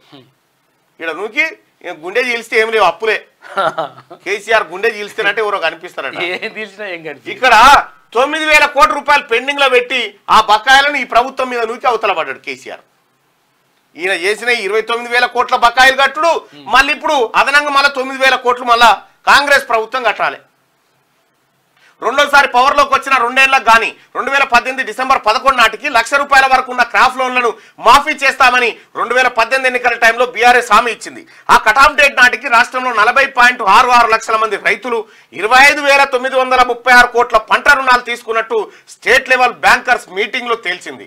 నిబంధనలను పరిగణలోకి తీసుకుంటే సుమారు 37 లక్షల మంది రైతులకు 20,141 కోట్ల రుణాలను మాఫీ చేయాలని బ్యాంకర్లు తేల్చారు. రెండోసారి అధికారంలోకి వచ్చిన 2 ఏళ్ల దాకా గత బీఆర్ఎస్ ప్రభుత్వం రుణమాఫీ జోలికి వెళ్ళలేదు. దీంతో వడ్డీలు పెరిగి రైతులు తిప్పలు పడ్డారు. ఇగో ఇది కేసీఆర్ చేసిపోయిన కథ. 1,00,000 ఉంటే 2.5 నువ్వు ₹1,00,000 చేసి 1,00,000 ఆడనే ఉండే. ప్రచారానికి వడదెబ్బ. ఉదయం 10 గంటల లోపు సాయంత్రం 6 గంటల తర్వాతనే లీడర్ల క్యాంపెయినింగ్ చేస్తున్నట. మధ్యాహ్నం అంతా పార్టీ ఆఫీసుల్లోనే క్యాడర్తో మంతనాలు, లేదంటే ఏసీ ఫంక్షన్ హాల్లో మీటింగ్స్ పెట్టుకుంటున్నారు. రాష్ట్ర వ్యాప్తంగా తీవ్ర వడగాలులు, పలు చోట్ల 45 డిగ్రీలు దాటిన చెంపడేచర్లు. రాష్ట్రంలో ఎండలు మండిపోతుండటంతో లోక్సభ ఎన్నికల ప్రచారంలో జోష్ తగ్గింది. రాష్ట్ర వ్యాప్తంగా అన్ని ప్రాంతాల్లోనూ 43 నుంచి 45 డిగ్రీలకు పైగా టెంపరేచర్ నమోదవుతుండటంతో వడదెబ్బ భయానికి అన్ని పార్టీల అభ్యర్థులు నాయకులు మధ్యాహ్నం అయిందంటే బయటకు రావడం లేదు. రోజు ఏసీ గదిలో ఉండే లీడర్లు ఎండ దెబ్బకు భయపడి తెల్లవారుజామున 6 గంటలకే రోడ్డెక్కుతున్నారు. మార్నింగ్ వాక్, కాలనీలు, అపార్ట్మెంట్ల సమావేశాలతో ఉదయం 10 గంటల లోపే ప్రచారం ముగిస్తున్నారు. ఆ తర్వాత ఏదైనా ఏసీ ఫంక్షన్ హాల్లో పబ్లిక్ మీటింగ్స్ లేదా పార్టీ ఆఫీసులో ముఖ్య కార్యకర్తల సమావేశాలు లాంటివి నీలపట్టణ పెట్టుకొని నిర్వహిస్తా ఉన్నారట. ఎండ భయానికి ఎవడు బయటికి వెళ్తలేరు. వాస్తవానికి కార్యకర్తలు కూడా వెళ్తలేరు. ఇబ్బంది ఉన్నది జర. ఇక రెండో దశలో 63% పోలింగ్. త్రిపురలో అత్యధికం 79.46%, యూపీలో అత్యల్పం 54.85%. 13 రాష్ట్రాలు, కేంద్ర పాలిత ప్రాంతాల్లోని 88 నియోజకవర్గాల్లో రెండో దశ ఎన్నికలు ముగిసిపోయినాయి. మొన్న 102 స్థానాలకు, ఇప్పుడు దాదాపుగా 88 స్థానాలకు నిర్వహించారు. అంటే దాదాపుగా 190 స్థానాలకు ఎన్నికలు పూర్తయిపోయినాయి. డూప్లికేట్ అన్ని స్కీములను అమలు చేస్తేనే రాజీనామా చేస్తా. మొన్న ఏం చెప్పిండా? రుణమాఫీ చేస్తే ఒక్కటే అన్నాడు, రుణమాఫీ చేస్తే నేను రాజీనామా చేస్తా అన్నాడు. ఇక రుణమాఫీ అయ్యేటట్టు ఉందని నడుచుకొని ఏం చేసిండు? మెల్లగా లేలే అన్ని కలిపి అన్ని చేయాలంటుండు. అన్ని చేస్తామనే కదా కాంగ్రెస్ పార్టీ హామీ ఇచ్చింది ప్రజలకు. బీఆర్ఎస్ ఎమ్మెల్యే హరీష్ రావు వెల్లడి. రాజీనామా లేఖతో అమరవీరుల స్తూపం వద్దకు రాక. రైతు రుణమాఫీతో పాటు కాంగ్రెస్ ఇచ్చిన అన్ని హామీలను ఆగస్టు 15లోగా అమలు చేస్తే తన ఎమ్మెల్యే పదవి రాజీనామా చేస్తానని బీఆర్ఎస్ ఎమ్మెల్యే హరీష్ రావు అన్నారు. తనకు రాజకీయాల కంటే పేద ప్రజల ప్రయోజనాలే ముఖ్యమని చెప్పారు. 5 ఏళ్లు తాను పదవిలో లేకపోయినా పర్వాలేదన్నారు. దొంగది కాదు దొడ్లేకి రాదు, దొంగది కాదు దొడ్లేకి రాదు. నువ్వు స్పీకర్ ఫార్మాట్ లో తీసుకోరాకుండా రాజీనామా లేక నువ్వు తీసుకొచ్చి ఇక్కడ శాట భారతం రాసుకొచ్చి నాకు రైతుల ప్రయోజనాలే ముఖ్యం, ప్రజా ప్రయోజనాలే ముఖ్యమని ఒక పని చేయి, రాజీనామా చేయి. రాజీనామా చేసి సిద్దిపేటలో ఒకసారి నీకు మొన్నేసిన ప్రజల దగ్గరికే పోయి ఇగో మీకు రుణమాఫీ చేయమన్న డిమాండ్తో రాజీనామా చేస్తున్నాను చెయ్యి. ఉత్తుత్త రాజీనామాలు వద్దు. ఇక ఈయన రాజీనామా. డూప్లికేట్ రిజైన్ లెటర్ తో హరీష్ రావు డ్రామాలు. ఆయన జోకర్. అధికారం పోయి మతి భ్రమించింది. ఎన్నికల తర్వాత బీఆర్ఎస్ క్లోజ్. మంత్రి కోమటిరెడ్డి వెంకటరెడ్డి వ్యాఖ్యలంటూ సరిపోయింది నాకు. వాస్తవానికి కూడా హరీష్ రావు అంతా డేంజర్ మనిషి. అది హరీష్ రావు అంతా ఏది చీటర్ మనిషి ఇంకోటి ఉండడు. మంచిగా నమ్మించి తడిబట్టతో ఇట్లా నవ్వుకుంటా రంపేతోనికి వస్తాడు అన్నట్టు. ముస్లిం రిజర్వేషన్లను బరాబర్ ఎత్తేస్తాం. ఆ రిజర్వేషన్లతో బీసీలకు అన్యాయం. కాంగ్రెస్ పార్టీ దేశానికి పట్టిన దరిద్రం. BJP state chief Kishan Reddy comments. రాష్ట్రంలో బీసీ కోటాకు గండి కొడుతున్నారని ఆరోపణ. ఐఎన్సీ అంటే ఇటలీ నేషనల్ కాంగ్రెస్ పార్టీ అని ఎద్దేవా.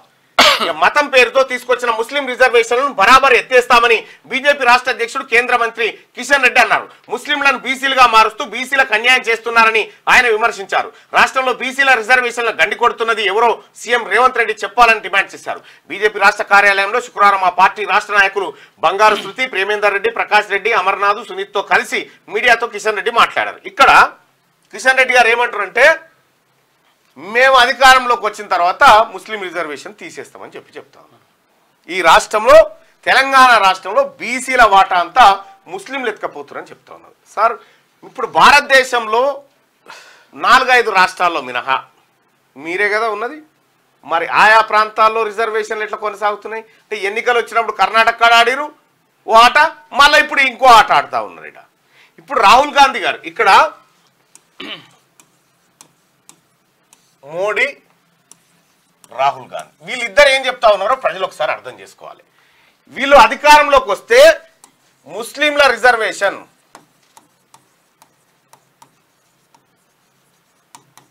ఏదైతే 4% ఉందో ఈ ముస్లిం రిజర్వేషన్ కట్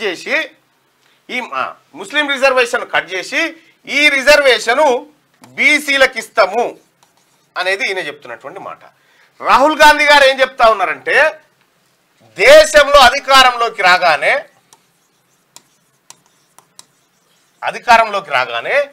కులగణన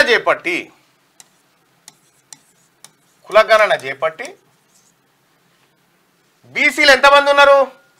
60% పైన 60% ఉన్నారు అనుకో. ఈ కులగణన చేపట్టి బీసీలకు ఎంత ఉంది?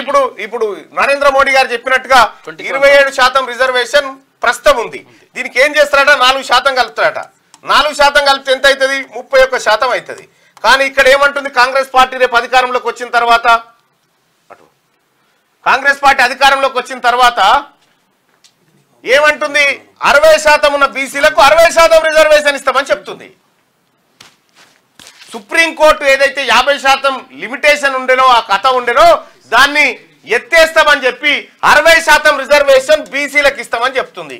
ఇప్పుడు ఏది బాగుందో మీరే చెప్పాలి. 31% కావాలన్నా బీసీలకు, 60% కావాలన్నా లెక్క తెలుసుకోవాల్సిన పరిస్థితికి వచ్చింది. ఇగో ఇది కథ, ప్రజలు తెలుసుకోండి. ఇక్కడ ఎస్సీలు ఎంతమంది ఉంటే అంతమందికి 100% సమానంగా జనాభా ప్రాతిపదికన పంచుకుందామని చెప్పి కాంగ్రెస్ పార్టీ చెప్తా ఉంది. కానీ ఇక్కడ ఉన్నటువంటి ముస్లింలే రిజర్వేషన్ తీసేసి వీళ్ళను కొట్టి వీళ్ళకి ఇద్దాం అని వీళ్ళు చెప్తా ఉన్నారు. మొత్తం ఉన్న రిజర్వేషన్లు ఎత్తేస్తామని పంపించిన ఒకసారి.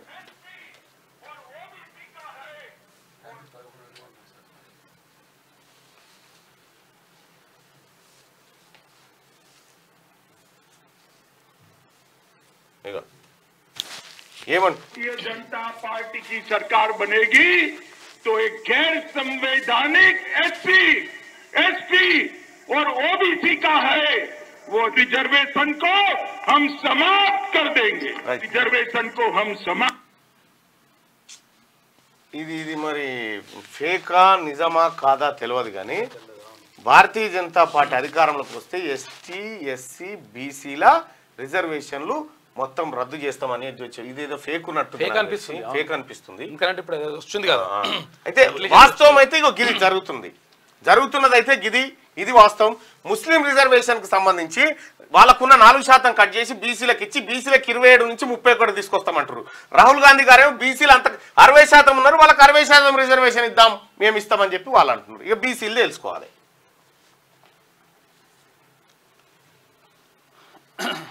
రైట్గా ఇది కిషన్ రెడ్డి గారి స్టేట్మెంట్. ఇక ఒకసారి ఆంధ్రజ్యోతిలో ఉన్నటువంటి వార్తలు చూద్దాం. రేవంత్ సర్కార్ను బీజేపీ కూల్చదు, అది కూలిపోతే మాకు సంబంధం లేదు. కేసీఆర్ ఎమ్మెల్యేలను కాపాడుకోలేకపోయారు, ముస్లిం రిజర్వేషన్లు బరాబర్ ఎత్తేస్తామని చెప్పేసి కిషన్ రెడ్డి అంటారు. ఇక్కడ ఒక భిన్నమైనటువంటి స్టేట్మెంట్. రేవంత్ సర్కార్ను బీజేపీ కూల్చదు. ఓకే, మరి ఎవడు కూలుస్తాడు? ఇక్కడ ఇంకే కేసీఆర్ ఎమ్మెల్యేలను కాపాడుకోలేకపోయాడు. కేసీఆర్ ఎమ్మెల్యేలను కాపాడుకోలేని బలహీనంగా ఉన్నాడు. ప్లస్ ఇక్కడ బీజేపీ కూల్చదు. ఇంకా కూల్చేటోడు ఎవడు మరి? కాంగ్రెస్ అవకాశం లేదు కదా. మరి బీఆర్ఎస్ రేపు కాంగ్రెస్ ప్రభుత్వం పార్లమెంట్ ఎన్నికల తర్వాత కూలిపోతుందని స్టేట్మెంట్ ఎట్లు ఇస్తారు? ఒకవేళ అదేమైనా పాత్ర, దానికి ఏమైనా కలిజ లేదుంటే మీరే చల్లాలి కదా. మేము ఇక్కడ తెలంగాణ ప్రజల తీర్పును మేము ఒప్పుకోము, మేము కూల్చేస్తామని మీరు వస్తే కదా కూలేదు. అది ఈవీఎంలే సరైనవి, బ్యాలెట్ పేపర్ల కాలం చెల్లింది, గుడ్డిగా దేన్ని అనుమానించవద్దు, సంస్కరణలను వృధా చేయొద్దు. ఈవీఎంల కేసులో సుప్రీం తీర్పు. వీవీప్యాట్ స్లిప్లను 100% లెక్కించాలన్న పిటిషన్ల కొట్టివేత. ఆ స్లిప్లను ఓటర్లే డిపాజిట్ చేసే అవకాశం ఇవ్వాలన్న విజ్ఞప్తికి నో. సింబల్ లోడింగ్ యూనిట్లో 45 రోజులు భద్రపరచాలని ఆదేశం. ఎన్నికల పిటిషన్ దాఖలైతే 5% ఈవీఎంల మైక్రో కంట్రోలర్ల మెమోరీని సంబంధిత ఇంజనీర్లు తనిఖీ చేయాలని మరో ఆదేశం. ఎలక్ట్రానిక్ పద్ధతిలో వీవీప్యాట్ల లెక్కింపై ఆలోచించాలని చెప్పి సూచన చేస్తూ ఉంది. వీవీప్యాట్లను లెక్కిస్తే చాలుగా మొత్తం లెక్క బయటకు వస్తుంది రకంగా. ప్రతిపక్షాలకు గట్టి చెంపదెబ్బ. విపక్ష నేతలు ప్రజలకు క్షమాపణ చెప్పాలి. ఈవీఎంలపై అనవసర రాద్ధాంతం చేశారు. ముస్లింల ఓటు బ్యాంకు కోసం ఎస్సీ ఎస్టీ ఓబీసీల రిజర్వేషన్ల దొంగిలించే యత్నం. బీహార్ ప్రచారంలో నరేంద్ర మోడీ మాట్లాడారు. రైట్గా ఇంకొక విషయం ఏంటంటే, ఓల్డ్ సిటీలో పోటీ చేస్తున్నటువంటి కొంపల్లి మాధవీలత గారు ఆమె నామినేషన్ దాఖలు చేశారు. అయితే ఆమె నామినేషన్కి సంబంధించి ఒక వివాదం తెరపైకి వచ్చింది. బహుశా మరి ఇది వాళ్ళు చూడలేదో ఏమో విపక్ష పార్టీ వాళ్ళు. కానీ కొంపల్లి మాధవీలత గారికి సంబంధించినటువంటిది ఇది ఎలక్షన్ అఫిడవిట్. మొన్న ఆమె దాఖలు చేసినటువంటి ఎలక్షన్ అఫిడవిట్. ఈ ఎలక్షన్ అఫిడవిట్కు సంబంధించి ఇది ఇట్లా పెడదాం. ఇగో ఇది ధరణిలో సిద్దిపేట జిల్లా గజ్వేల్ మండలం ప్రజ్ఞాపూర్ విలేజ్ దగ్గర సర్వే నంబర్ 356లో కె మాధవిలత ఆమెకు పట్టా భూములు ఉన్నాయి. ఎన్ని ఉన్నాయి? ఏం పేరు మీద ఉన్నాయి? శ్రీ రిసార్ట్స్ వారి ప్రతినిధి శ్రీ రిసార్ట్స్ వారి ప్రతినిధి కె మాధవిలత పేరు మీద ఉన్నాయి. 100 ఎకరాలు ఉన్నాయి. అయితే ఈ మాధవిలత గారు శ్రీ రిసార్ట్స్లో భాగస్వామి, అంతే కదా. అయితే ఎలక్షన్ కమిషన్కి ఇచ్చినటువంటి అఫిడవిట్లో ఈ శ్రీ రిసార్ట్స్ లేదు. శ్రీ రిసార్ట్స్ లేదు. ఈ భూములను దాచిపెట్టింది. ఈ భూములను ఎందుకు దాచిపెట్టింది అనంటే మాధవీలత గారి భూములు ఏవైతే సర్వే నెంబర్ 356 ఉందో ఇక్కడ ఏం రాసిందో ఒక్కసారి చదువుతా వినండి. It is settle law and admitted fact that the sethwar is the basis record and main document which can be started as the mother of records for lands to decide the classification of land. In that instant case of the entires of the land in question, survey number 356 is showing as a poramboke land, అంటే ప్రభుత్వ భూమి. ప్రభుత్వ భూమిని అమ్మగారు పట్టా రూపంలోకి తీసుకొచ్చింది. TRS ప్రభుత్వం సహకరించింది. ఆమె పట్టా భూమిగా తీసుకొస్తే ఆమె శ్రీ రిసార్ట్స్ వారి పేరు మీద ఉంటే శ్రీ రిసార్ట్స్ లో మాధవీలత గారు భాగస్వామ్యం అయితే ఆమె నాకు శ్రీ రిసార్ట్స్ లో నాకు ఎలాంటి వాటా లేదని ఇలా రాసుకొచ్చింది మేడం. ఆమె అఫిడవిట్ మొత్తం ఎత్తికినా ఎక్కడ దొరకదు. ఇక ఇట్లా అనేకమైనటువంటి అవకతవకలు శ్రీ రిసార్ట్స్ పేరుతో గజ్వేల్ ప్రాంతంలో. ఇది ఎక్కడదంటే మాధవీలత గారు ప్లస్ గజ్వేల్లో ఉన్నటువంటి మీ మిత్రుడు ఒంటేరు ప్రతాప్ రెడ్డి గారు ఇద్దరు పార్ట్నర్స్. ఇందులో టిఆర్ఎస్ బీజేపీ నాయకులు ఇద్దరు కలిసి ఇగో ఈ దుకాణం తెరిచిరు గజ్వేల్లో. రైట్. హరీష్ రావు రాజీనామా సిద్ధంగా ఉంచుకో. 15 ఆగస్టులోగా రుణమాఫీ చేసి తీరుతాం. ఒక్క ఏడాది కడుపు కట్టుకుంటే చాలు, బ్యాంకులకు ఎడమ చేత్తో చెల్లించేస్తాం. ప్రభుత్వాన్ని కూల్చే కుట్రలు జరుగుతున్నాయి. వాటిని సోషల్ మీడియా వారియర్స్ తిప్పికొట్టాలి. ఇక్కడ కేసీఆర్ ను ఓడించి సెమీఫైనల్లో గెలిచాం. కేంద్రంలో నరేంద్ర మోడీని ఓడించడం finals. Congress social media warriors తో రేవంత్ మోదీ కారణాగు లాంటోడు పగపడతాడు. రిజర్వేషన్లు పోవాలనుకుంటే బీజేపీకి ఓటేయండి.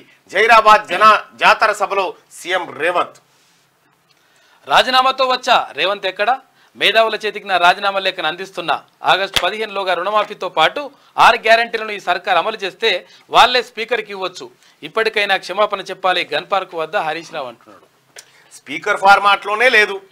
నువ్వు రాసిన లెటరే తప్ప ఇంకేడైతుంది. మందా జగన్నాథం బాబుమోహన్ నామినేషన్ల తిరస్కరణ. ప్రధాన పార్టీల అభ్యర్థులందరికీ ఆమోదం. నామినేషన్ల పరిశీలన పూర్తి. ఉపసంహరణకు సోమవారం తుది గడువు. బాబుమోహన్ వరంగల్లో నామినేషన్ వేసిండు.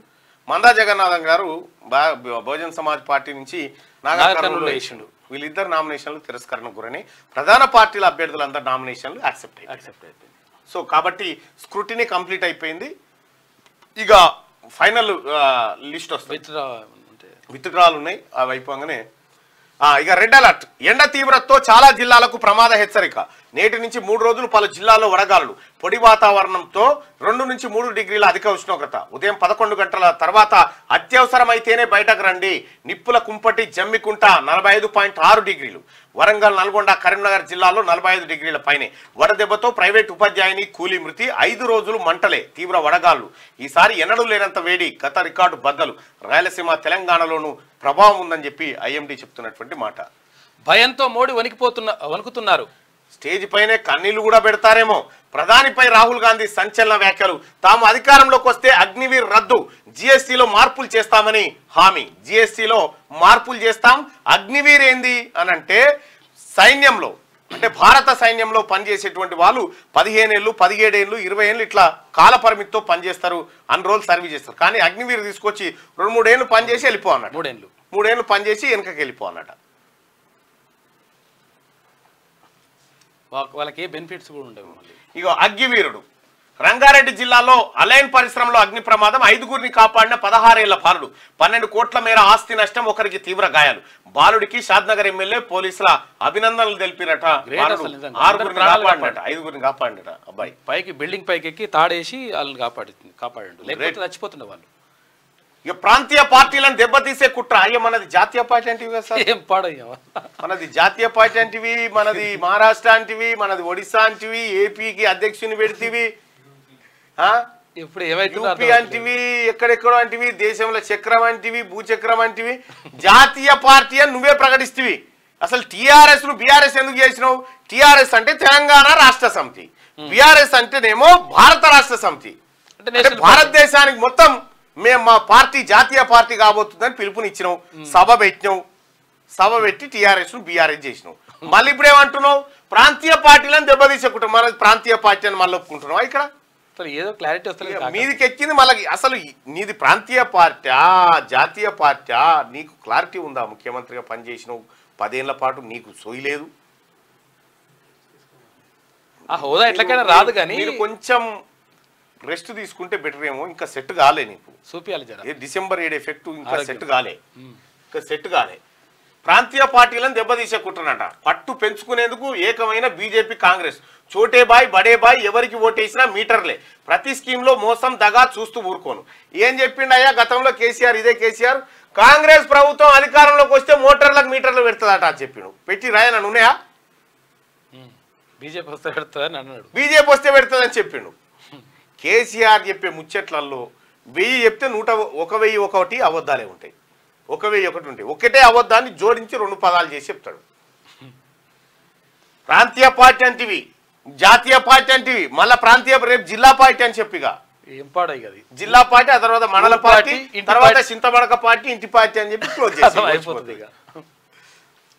మహబూబ్ నగర్ రోడ్ షోలో కేసీఆర్ వ్యాఖ్యలు. తెలంగాణ కోసం అందరూ పోరాడితే తాను నాయకత్వం వహించానని వ్యాఖ్య. అగో ఇప్పుడు అది తెలంగాణ కోసం అందరూ పోరాడితే నేను నాయకత్వం వహించానని ఇప్పుడు చెప్తాను. అప్పుడేమన్నాడు?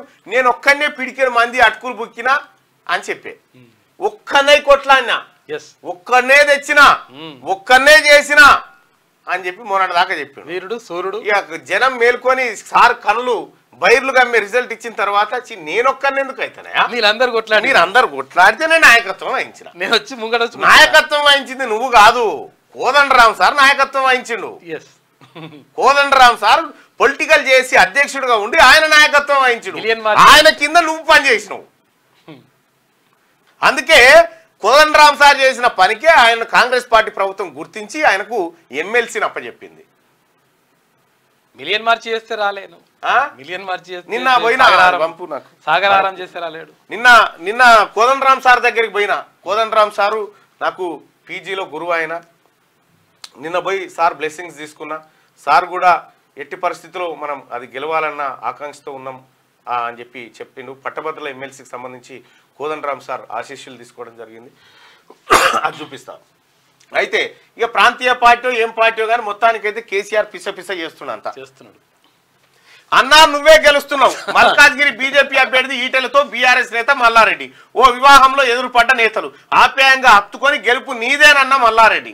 మల్కాజ్గిరి లోక్సభ నియోజకవర్గ పరిధిలోనే మల్లారెడ్డి ఆయన అల్లుడి అసెంబ్లీ స్థానాలు ఉన్నాయట. ఇక చూసుకో, ఈ బీఆర్ఎస్ పార్టీ అభ్యర్థి ఉండన్నా ఉరేసుకో అన్నా ఏం చేయాలి? వ్యాఖ్యలు మరి కాంగ్రెస్ రాణిస్తలేరు, ఇదన్నా ప్రయత్నం. కాంగ్రెస్ ఏమో ఎంట్రీ పాస్ ఇస్తలేరు లోపలికి. మల్లారెడ్డిని వద్దు అంటారు. ఇక బీజేపీ వాళ్ళనన్నా కాక పడదామని చెప్పి అన్నా నువ్వే గెలుస్తున్నావు అని చెప్పి నేను మొన్నటిదాకా ఏం చెప్పిండు? నేను గెలిపిస్తా బీఆర్ఎస్ అని అన్నాడు. ఇటు ఈయన గెలిపిస్తా అంటాడు, అటు ఆయనను గెలిపిస్తా అంటాడు. అన్నా నీదే గెలుపు అని 3 ఆయన చెప్తాడు. 3 సమానంగా చూస్తాడు మల్లారెడ్డి గారు. మల్లారెడ్డి గారు చెప్తున్నటువంటి మాటల ప్రకారం ఇప్పుడు అన్నా నువ్వే గెలుస్తావంటే బీఆర్ఎస్ ఓడిపోతుందని చెప్పినట్టే కదా.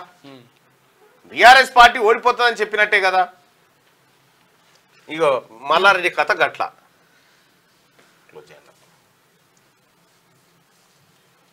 నిన్న కోదండరామ్ సార్ని కలవడం జరిగింది.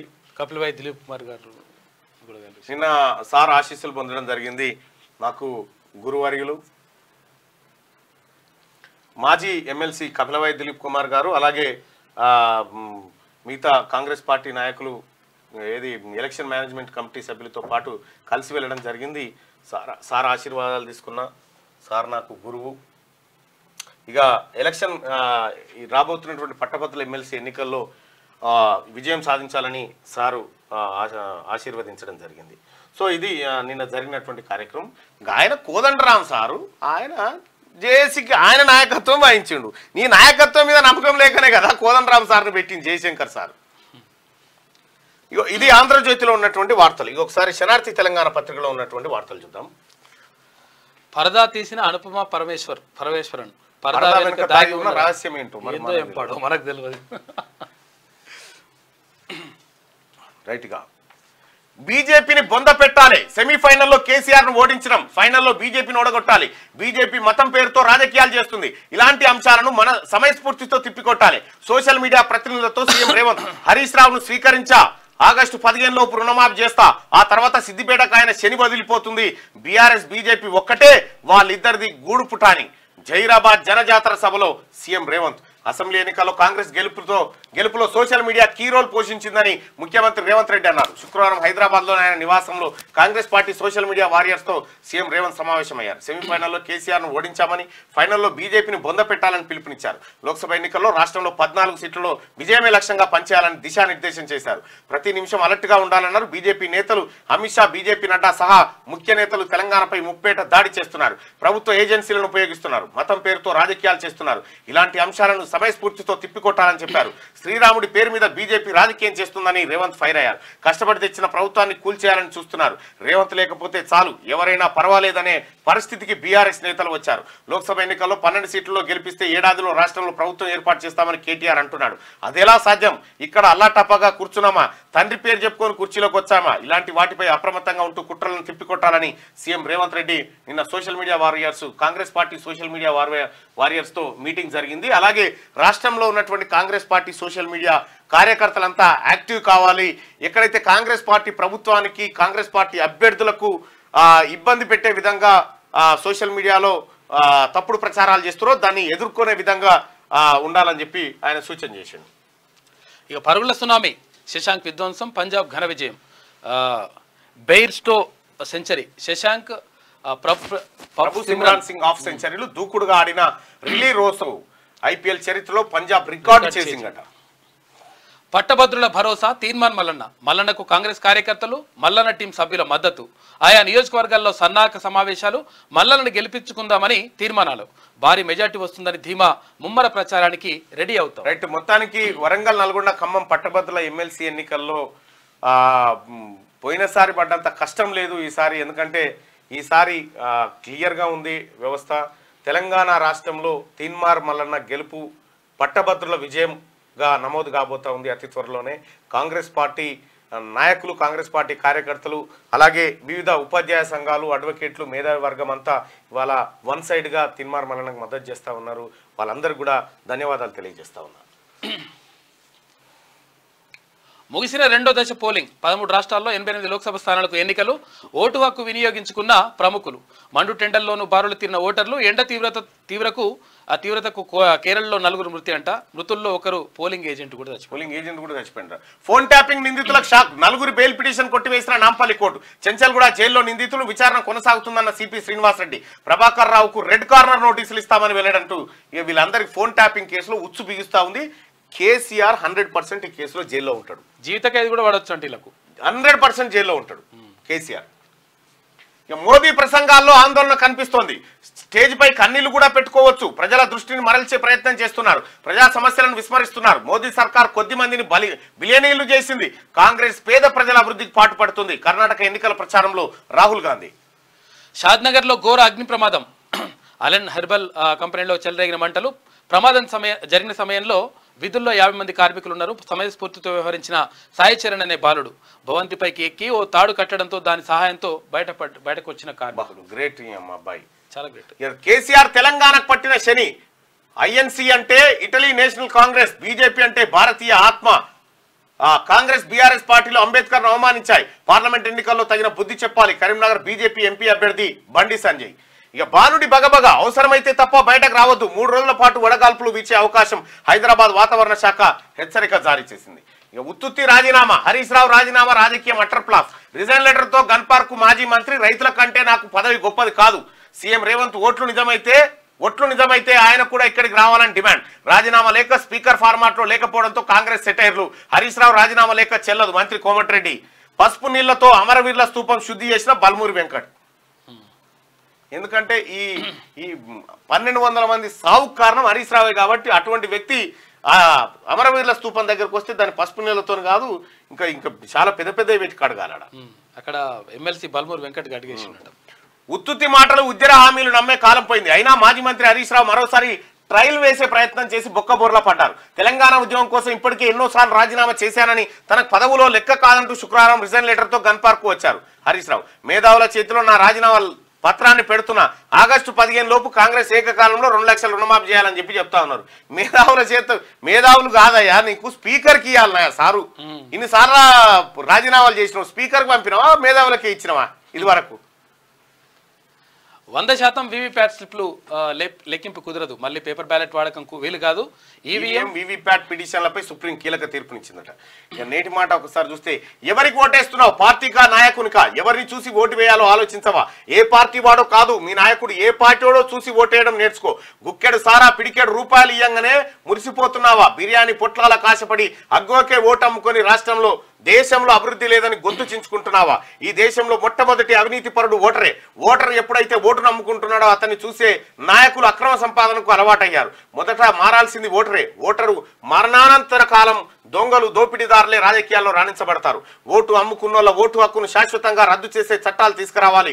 ఎన్నికల్లో విచ్చలవిడిగా డబ్బు ఖర్చు చేసే నాయకులకు రాజకీయాల్లో పోటీ చేసే అర్హత లేదని ప్రకటించాలని చెప్పి పెద్దపల్లి రాజన్న నిన్న social media warriors, Congress party social media warriors నిన్న ముఖ్యమంత్రి రేవంత్ రెడ్డితో సమావేశమైనటువంటి సందర్భం క్లియర్గా ఆయన దిశానిర్దేశం చేసిండు. ముగిసిన 2వ దశ పోలింగ్ 100% వీవీప్యాట్ స్లిప్ల లెక్కింపు కుదరదు. ఇక కేసీఆర్ తెలంగాణకు పట్టిన శని, పట్టభద్రుల భరోసా, తిన్మార్ మల్లన్న, సూర్యాపేట జిల్లా కోదాడలో మల్లన్న టీం సభ్యుల సన్నాహక సమావేశం నిన్న నిర్వహించడం జరిగింది. స్వరాష్ట్రంలో తొలి ప్రతిపక్షం తీర్మాన్ మల్లన్నే అని చెప్పేసి ప్రత్యేక సోషల్ అనలిస్టు. ప్రజా ఒత్తిడి మేరకు తెలంగాణ రాష్ట్రం ఏర్పాటయ్యాక ప్రతిపక్షాలన్నీ కనుమరుగైపోయాయి. 63 సీట్లను మాత్రమే గెలుచుకున్న టీఆర్ఎస్ తొలి తెలంగాణ ప్రభుత్వాన్ని ఏర్పాటు చేసి సంక్షేమ పథకాలనే అభివృద్ధి పథకాలుగా మభ్యపెడుతూ బంగారు తెలంగాణ అనే ఒక కల్పిత భ్రమను ప్రజలందరి కళ్ళ ముందు పూయించడంలో విజయవంతమైంది. కేవలం 2 సంవత్సరాల వ్యవధిలోనే తెలంగాణ సమాజం కేసీఆర్ గారడీలను ఉబ్బితబ్బిపోయింది. ప్రతిపక్ష పార్టీలు, ఎమ్మెల్యేలు స్వలాభాల కోసం తమ నియోజకవర్గ అభివృద్ధి పేరుతో టీఆర్ఎస్ ప్రభుత్వంలో చేరిపోయారు.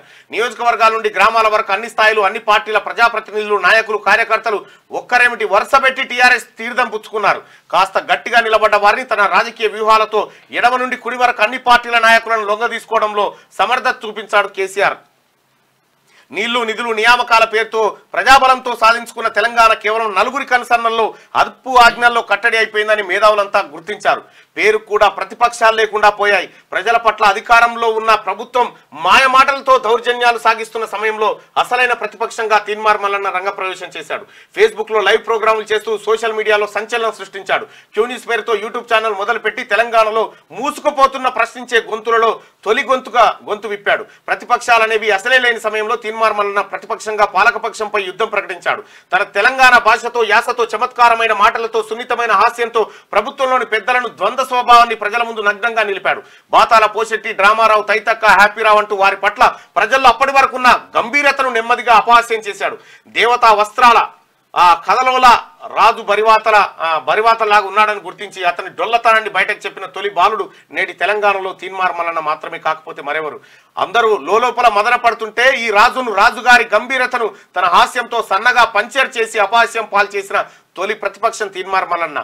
వోల్టేర్, చార్లీ చాప్లిన్ తర్వాత హాస్యంతో, వ్యంగ్యంతో నియంత్రణ నిద్రపోకుండా చేసిన సమకాలీన విప్లవకారుడు తీన్మార్ మల్లన్న. రాజెవరో చెప్పాల్సిన పని లేదు కదా అని చెప్పి శ్రీనివాసాచారి రాసిండు. అన్న ధన్యవాదాలు. ఎందుకంటే ఎస్ అన్న, తెలంగాణ రాష్ట్రంలో అసలు ప్రతిపక్షమే లేదు.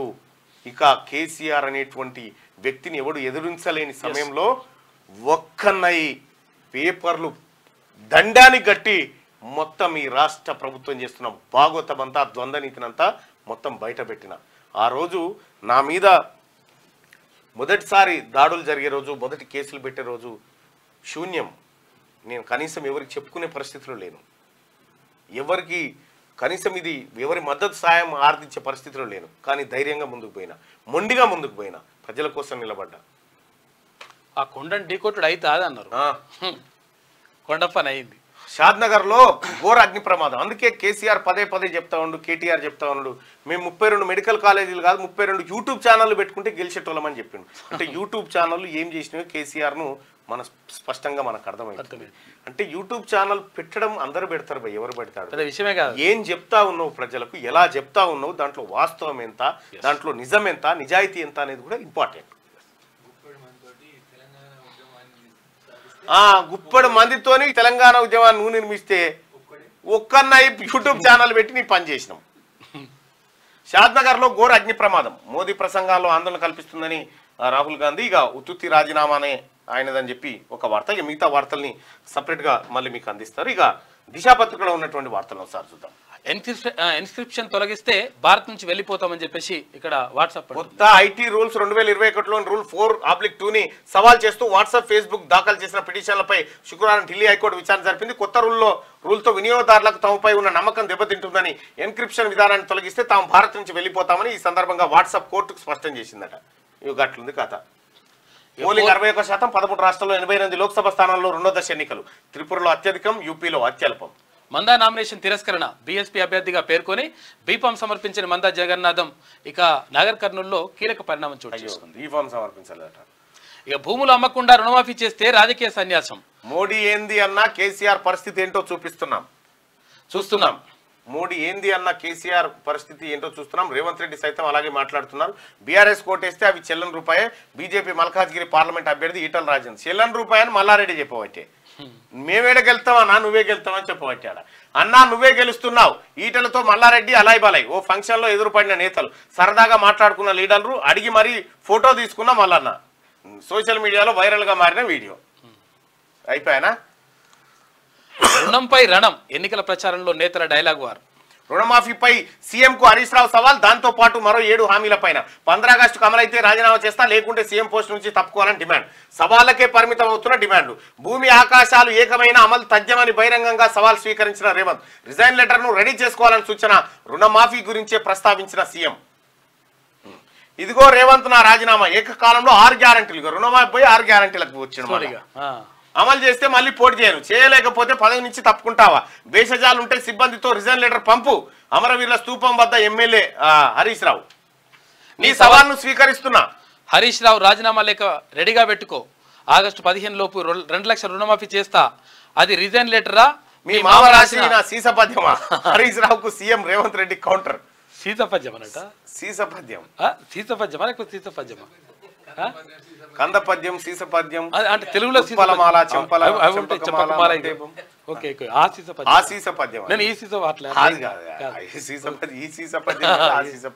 ఏం పాడమది అర్థం కాలేదు. దాంట్లో సూర్యుడు ఒక్కడుండు, సురరాజులు ఇద్దరు, దినకరాద్వయంబు, తేట గీత అనే పద్యాలు. ఆ ఫార్ములాలో ఎన్ని లఘువులు ఉండాలి, ఎన్ని గురువులు ఉండాలి. అదైతే అట్లా. ఇక 100% లెక్కింపు అసాధ్యం. వివిప్యాట్ స్లిప్ కౌంటింగ్ పై సుప్రీం స్పష్టం. పలు పిటిషన్లను కొట్టివేసిన ధర్మాసనం. నోటాకు మెజార్టీ వస్తే ఎలాంటి చర్యలు తీసుకుంటారు, ఈసీని ప్రశ్నించిన సుప్రీంకోర్టు. ఇక బెయిల్ ఇవ్వలేం. ఫోన్ ట్యాపింగ్ నిందితుల పిటిషన్లు కొట్టివేసింది నాంపల్లి కోర్టు. ఫోన్ ట్యాపింగ్ లో అరెస్ట్ అయినటువంటి వాళ్ళు బెయిల్ కోసం అప్లై చేసుకురట. మేము మంచోళ్ళమని, మీరు మంచోళ్ళు కాదా, మీకు ఇయ్యమని చెప్పి కోర్టు చెప్పింది. ఇక ప్రభాకర్ రావుకు రెడ్ కార్నర్ నోటీసు త్వరలో జారీ చేస్తాం. సిపి కొత్తకోట శ్రీనివాసరెడ్డి. ప్రభాకర్ రావు అమెరికాలో పడ్డాడు, వస్తే ఎత్తుకపోతే అట్టు. అంతే. ప్రభాకర్ రావు దొరికితే కేసీఆర్ కీస్ కీస్ కీస్ అన్నలు పెడతారు. మీరు చూడండి కథ. బిడ్డ వేలు కోసం బీఆర్ఎస్ బలి. కవిత కోసమే బీబీ పాటిల్ బీజేపీలోకి. కారును మోడీ చేతిలో పెట్టిన కేసీఆర్. ఢిల్లీ మోడీ, గజ్వేల్ కేడీ తెలంగాణకు అన్యాయం చేసిరు. 400 సీట్లతో రాజ్యాంగాన్ని మార్చే కుట్ర. రాష్ట్రంలోని బసవేశ్వర, సంగమేశ్వర పనులను పూర్తి చేస్తాం సీఎం రేవంత్ రెడ్డి. పెద్దశంకరంపేటలో జనజాతర బహిరంగ సభ నిర్వహించారు. అక్కడ ఆయన మాట్లాడిండు. మీ అయ్యే జాగిరా అందరికీ రైతు బంధు ఎందుకు ఇయ్యరు? రైతులు తెలంగాణ బిడ్డలు గారా? రాష్ట్రాన్ని నాశనం చేయాలని చూస్తే యుద్ధమే. ప్రత్యేక రాష్ట్రం తెచ్చిన నన్ను గుడ్లు బీక్తా, పేగులు మెడలో వేసుకుంటా, ముడ్డి మీద ఉన్న షెడ్డి లాగుతా, జైల్లో పెడతా అంటాడా? ఇదేనా ముఖ్యమంత్రి సంస్కారం? మహబూబ్నగర్ సగలో మాజీ సీఎం కేసీఆర్ మాట. నీ తానే నేర్చుకోవాలి సంస్కారం రీతి అంటే కేసీఆర్ దగ్గర నేర్చుకోవాలి. బూతుల యూనివర్సిటీకి వైస్ ఛాన్సలర్ కేసీఆర్. పితామహునివి. ఏది ఐస్టీన్ లాంటి అవి ఎట్లా కనిపెట్టు, నువ్వు అటువంటి బూతులు కనిపెట్టు.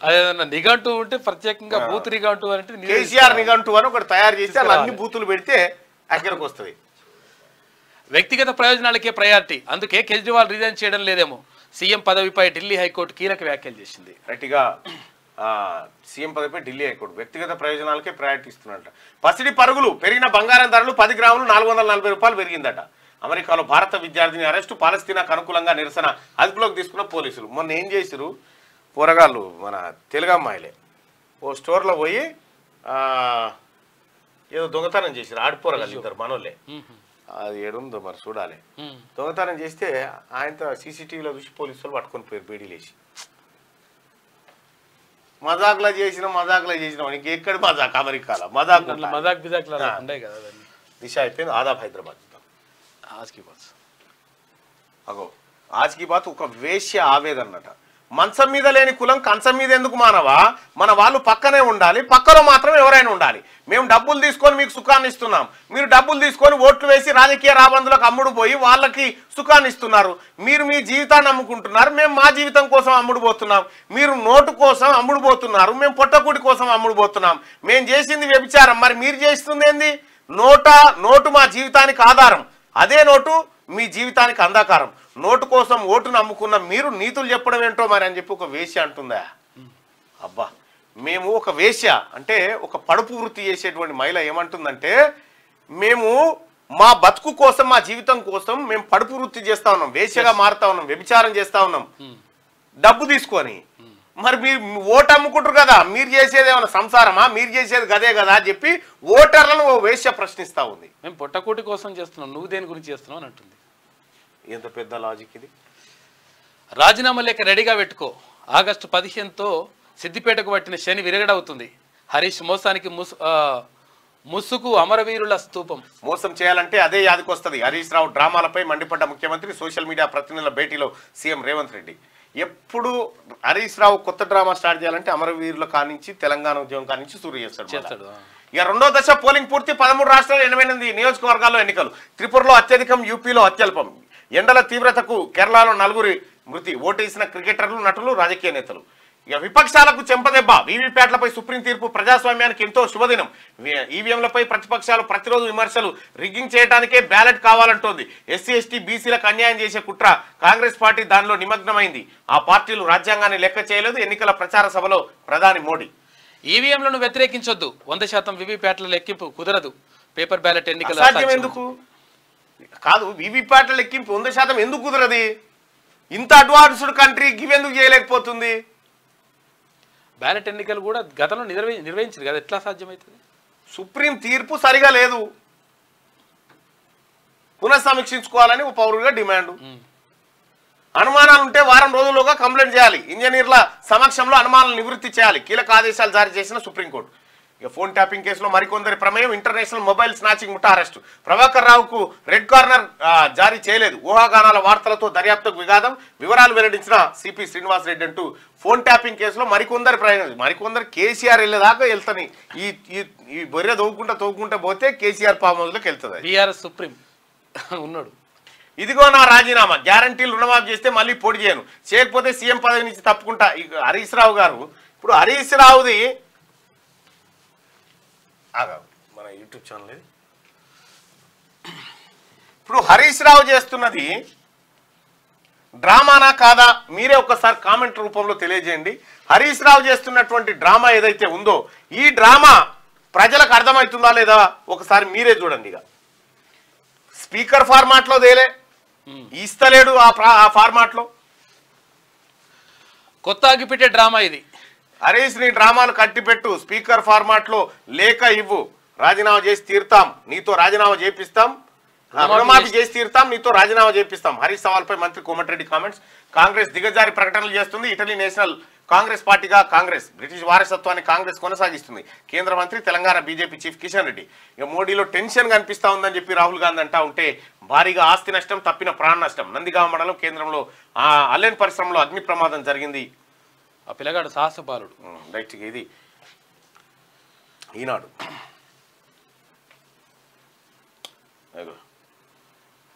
గన్ పార్క్ అమరవీరుల స్తూపం వద్ద నినాదాలు చేస్తున్నాయి. ఏనాడన్నా ఈ 10 ఏళ్ల కాలం బట్టి ఏనాడన్నా అమరవీరుల స్తూపం కాడికి వచ్చిండా?